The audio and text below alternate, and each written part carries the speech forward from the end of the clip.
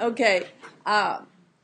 Before starting lecture, well, we're a bit, let's see, late because of the long discussion of the homework, but let's see how much we can still cover. I did have a short story to tell you that has to do with our little conversation about math of the other day. And I've printed out here from a little reminder because I'm bad at telling stories. So this is the story about the quest to explain the molecular basis of hereditary information carrying from one generation to another. So, and from a book on biological physics, I got this. So, of course, by the time the scientists wanted to explain this, already there was thousands of years of history from just agronomy and people knowing that if they breed certain animals over time, they can get to a point where they say they breed true for many generations. They will continue to carry certain traits generation after generation after generation very precisely. And this was known just by experience. And it's interesting what that means. It doesn't mean, of course, that every individual is exactly the same. All the individuals will have some variation, and you can construct a sort of statistical, sort of like a Gaussian statistics of the variations of a certain trait. Suppose the example given here is, suppose that you're talking about a population of sheep, and you measure the length of their femur bone. You get a Gaussian distribution. And the interesting thing about when you get to a pure breed is that you can get a very big sheep and its femur bone will be long, but its offspring will have back to the same distribution. They won't be bigger than any other. So the trait of that particular individual does not carry on to the next generations. Every generation still will have that same distribution. That's what characterizes the hereditary sort of variations, the heritable variations among individuals. And so whatever the genetic carrier is, it is duplicated and transmitted with very, very precise accuracy generation after generation. And so this is actually very significant if you think about it, because if you compare the amount of information in the genetic information is about the same as you can put, say, in a DVD or something like that, or maybe even a CD. And you think, well, it's, we can reproduce the DVD with a lot of precision and accuracy over and over again, so it doesn't sound like much of a big deal. But if you think about an individual, all of that information came from just one cell, right, originally. And the size of that cell is only micrometers. And so the amount of information is about the same that fits in a CD, but the size is reduced like 10 to the minus 13 compared to the size of a CD. So it's a huge feat of nature in terms of miniaturization. So it's really an amazing physics. And so, of course, you know that the person who untangled all of this mystery was Mendel. And Mendel was, in fact, a monk trained in physics and mathematics. And so he chose as a model a flowering pea plant and chose to study 7 particular features. And he did breeding experiments, so a lot of breeding experiments.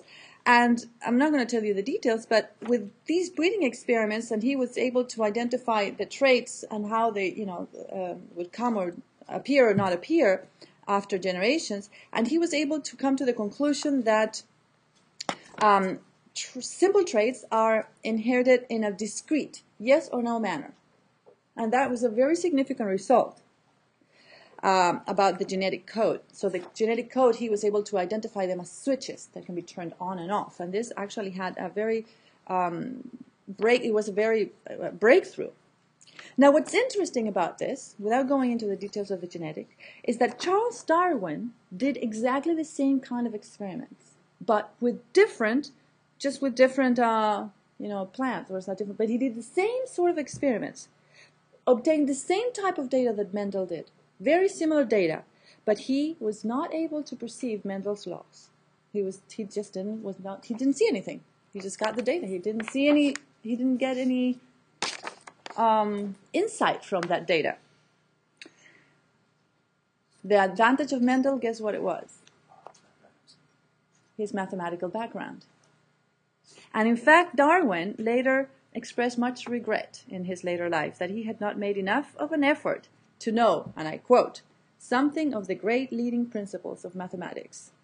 And he wrote that persons, quote, thus endowed seem to have an extra sense.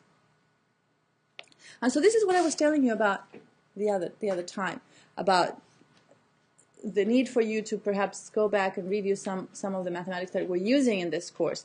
I've put on Blackboard now a little short review of, I think I took chapter 2 from the book on mathematical physics that Professor Howe uses for his course, that, as you said, some of you might take as a senior course, some of you might not because it's no longer obligatory, but I just put chapter 2 that refers to some things that we're using in this class. And I also have a little handout on Taylor series for more than one variable, and I'm putting that on Blackboard too. I don't know if I've already done it or not. I've surely found it and downloaded it. But in section course materials, I've added one folder that's called supplementary material or something like that. And I'm putting things there that don't quite fit in any chapter, and I'll put the extra math there. So what I'm trying to say is that if you sort of make a little bit of an effort to review those concepts, you might be surprised how it makes it easier to understand some of the physical concepts that we're talking about, because it's like it just gives you this extra sense that Darwin was talking about. Okay, I hope I motivated you. Last class we were discussing the stream function. Let me pick up where we left off there about the stream function. We introduced the stream function, which is actually a very useful concept. A very useful concept for the case of planar flow. So if you remember the 2D steady continuity equation,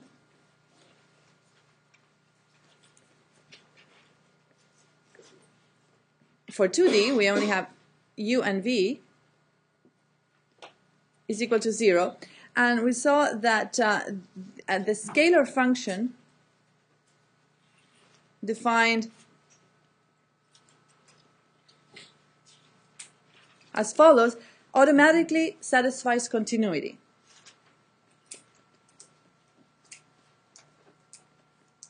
U equals dip psi dy and v equals minus dip psi dx. And we just applied derivatives of u and v, put them back into the continuity equation, and saw that it was automatically satisfied. So this is just the existence of this stream function helps us to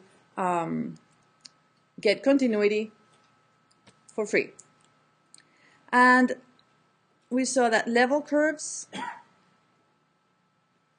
of psi are streamlines.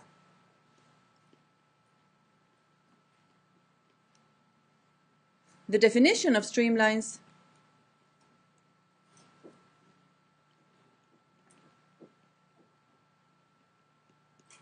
is dy dx equals v over u.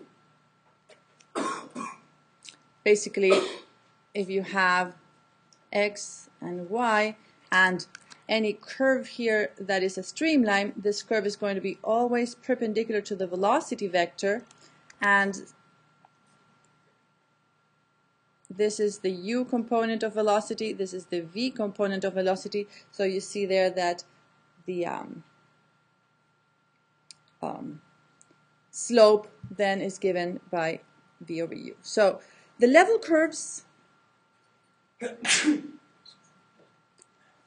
of this function psi are found by doing psi equals to a constant. That's the definition of a level curve. Psi is equal to a constant. If psi is equal to a constant, it means that it doesn't change. So dip psi is equal to 0.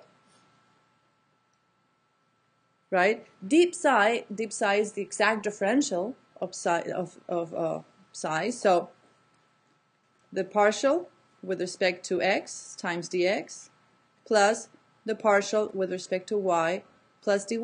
This is basically the definition of a exact differential, the variation of psi as you move along the plane x, y.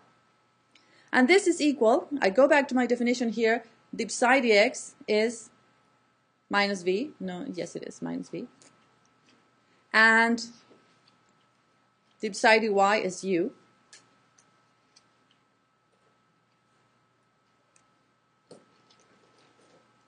And of course this is equal to 0 along a streamline, right? This is what this says.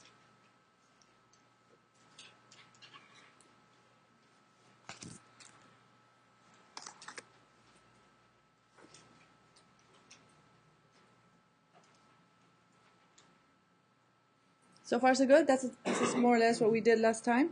So if you look at two closely spaced streamlines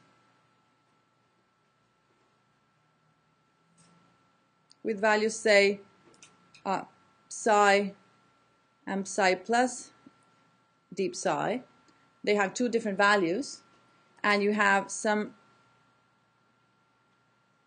amount of fluid flow there, then between these 2 points, any 2 points on the streamline, you can see that the flow, dq, we looked at this, it doesn't matter what this line looks like, but through here you will have u dx, no, u dy actually, because it's the vertical side, and through this side here you would have minus v dx. So the total volumetric flow, dq, is equal to u dy minus v dx, which we know is equal to d psi. So we're just saying the change in psi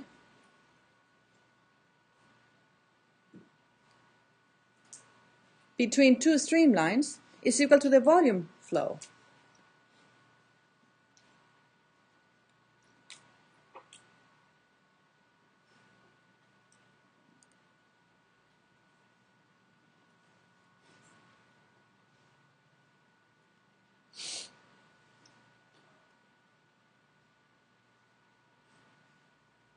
Or in other words, Q, if I were to integrate, would be the integral between, say, psi 1 and psi 2, between any two streamlines of d psi, which is simply psi 2 minus psi 1. So the volumetric flow is equal to the difference in the value of the stream function between two streamlines. This is more or less as far as we got last class. Yes? How come you're using lowercase q instead of capital Q? Oh, I'm using lowercase q because I'm looking at, it's just a decision in terms of the notation for the case when I'm looking at planar flow, which is just 2D. So it isn't really volume, it's actually area, but I'm assuming sort of a unit width perpendicular to the paper. So that's the only reason. Good. So that's the significance of the streamlines in terms of the conservation of mass. It's very related to conservation of mass, as you can see. So we were looking at this picture here, this video. So you can see here that in the constriction, the patches of fluid are distorted in both X and Y. The upper and the lower lines would be streamlines, and the volumetric flow rate between the two streamlines is a constant. Of course, the flow cannot go through the streamlines, and as the streamlines contract, is indicating areas where the flow must be going a little faster. So that was basically the end of last lecture, and now we want to move on to the concept of a boundary layer. Now this is a very significant concept introduced by Prandtl in the beginning of 1904, famous date for fluid dynamics, and we've finally reached the 20th century in our discussion of fluid dynamics, which is still last century after 100 years ago. Prandtl proposed this concept, which has been tremendously helpful throughout the history of modern fluid mechanics, even to this day. He observed that the viscous effects for large Reynolds numbers,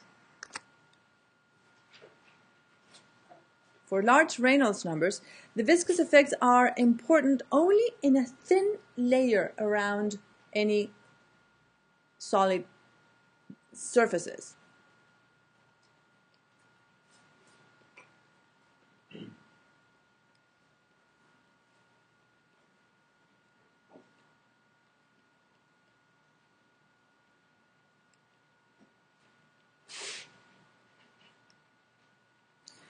And this thin region is called the boundary layer. And in this thin region, you must have a very steep velocity gradient so that the velocity can go to 0 at the wall. This is the boundary layer. And it's characterized by high velocity gradients.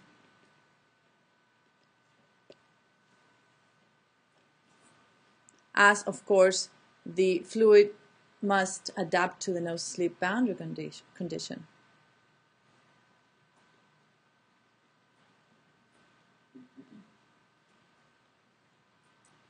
Outside of the boundary layer, the velocity gradients are rather mild. And because the velocity gradient, remember, for the Newtonian case, we had the shearing stresses tau equals to mu times u dy, the velocity gradient. So if the u dy is very small, very, very small, then even though there is viscosity present, the viscous stresses are very small. And so the fluid acts pretty near to an inviscid fluid. So this is the idea. The far away from the boundary layer, if I make a picture actually of what the velocity distribution looks like, it will vary very quickly to the value 0 and then conform to the unperturbed flow to the point where in this region over here, say, so there's some sort of area here where du dy is large, but another area up here where du dy, in all this area around here, du dy, this doesn't make sense, okay, small. So because the u dy is small, in a big area, we can consider the fluid to be inviscid there. And we can only worry about what's the effects of viscosity in this near region. It's amazing what this concept did for the 20th century fluid mechanics. It was hugely influential. And the idea is that we can use the velocity gradient at the surface, of course, to calculate viscous drag. And those are the things that are going to be most significant from the point of view of engineering. Now, to predict the velocity gradient, we would have to solve the Navier-Stokes equations, as we've been discussing. Let me show you these videos before we move on to that. So here's an actual experiment. This is a very old, one of these old videos, and you can see that the viscous effects are confined to actually a thin region near the wall.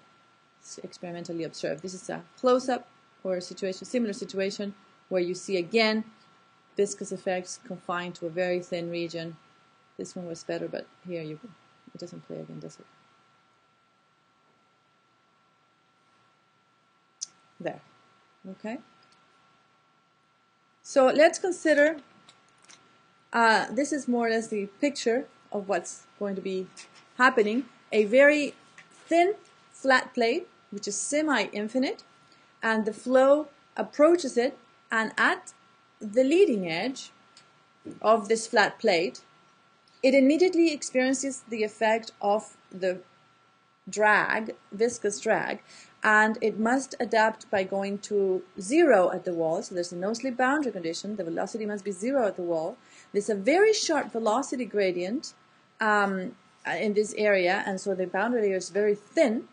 But as we move along the surface, transfer of momentum in the fluid makes the velocity gradient slowly start sort of flattening out, or basically the effects of the viscous drag are being felt in the fluid a little further and further away from the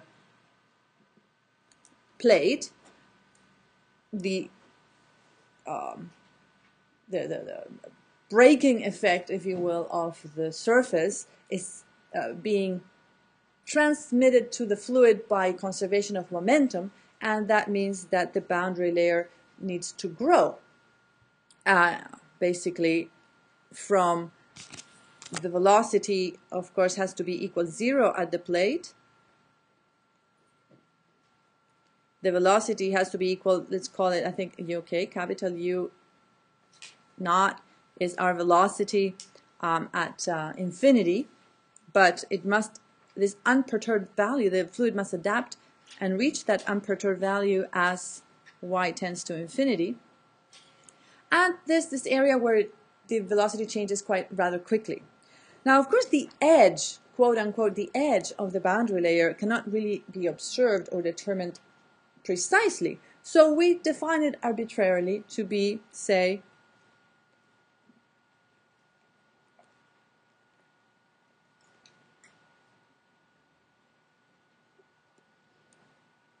we define it arbitrarily to be, for example, the value of, we call it delta the width of the boundary layer, and it is the value of y where the velocity reaches 99% of the free stream velocity. This is an arbitrary definition. There are other definitions that one could come up with, but they all turn, out to be very similar, and they're all very thin. The delta is very thin. It's a feature of the boundary layer. Now, what really happens in this situation is that somewhere along the way, the boundary layer becomes turbulent, as is depicted here in this cartoon. So, as we know, we've discussed turbulence before, and we know that transition to turbulence would have to happen at a certain value of the Reynolds number. So how do we define the Reynolds number in this situation?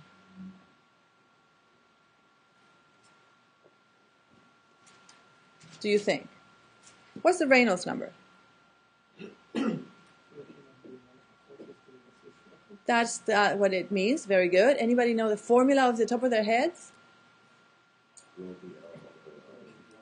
It's good. Rho VL over nu. So how could we apply this to the plate, the flat plate, do you think?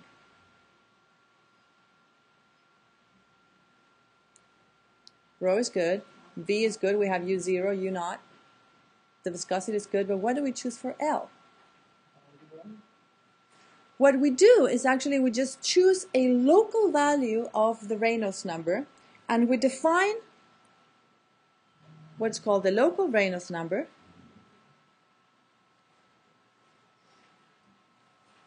Let's call it RE subscript X, and we use the free stream velocity, the value of X measured from the leading edge of the plate over nu. So X along the plate. With this definition, you see that as you move along the plate, of course, X is increasing and Reynolds is increasing. At some point, Reynolds hits the critical value and the boundary layer becomes turbulent. This is how we rationalize the whole thing. So the transition occurs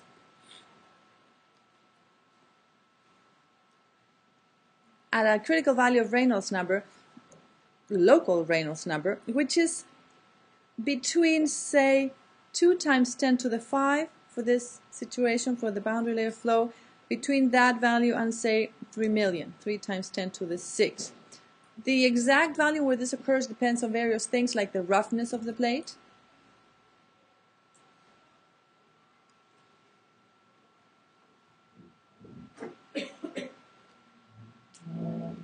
in particular.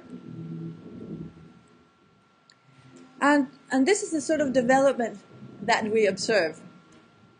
as shown in the cartoon. Every week we have this chaos happening in the room above of people moving all the chairs. It's quite funny. I wonder what's happening.